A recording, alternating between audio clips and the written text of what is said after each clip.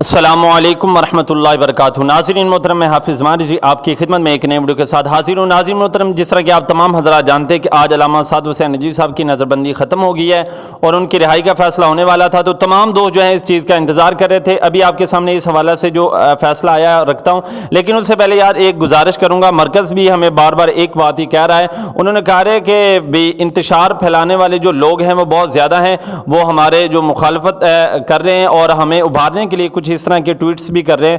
تو تمام دوستوں نے کسی دوسرے غیروں کی طرف بالکل بھی توجہ نہیں دینی، کیونکہ وہ چاہتے ہیں کہ علامہ سعد حسین ندوی صاحب رہا نہ ہو۔ تو ناظرین محترم، آپ کو بتاتے چلا جاؤں، آج چونکہ جمعہ تھا اور جو تفصیلی فیصلہ تھا اس کے بعد ہی علامہ سعد حسین ندوی صاحب کی رہائی ہونی تھی، لیکن آج جمعہ تھا اور جج جو ہے وہ تفصیلی فیصلہ جو ہے وہ نہیں کر پایا۔ اب چونکہ ہفتے کو اور اتوار کو چھٹی ہوتی ہے، تو انشاءاللہ پیر والے دن جو ہے نا علامہ سعد حسین ندوی صاحب کا جو رہائی کا فیصلہ ہے وہ جاری ہوگا۔ تو تمام کارکنان نے الرٹ ہو کر رہنا ہے، کسی غیر کی بات پر نہیں آنا۔ انشاءاللہ آپ کو اس چینل پر تصدیق شدہ اپڈیٹ جو ہے وہ ملتی رہیں گی۔ ملتے ہیں ایک نئے ویڈیو کے ساتھ، تب تک کے لیے اللہ حافظ۔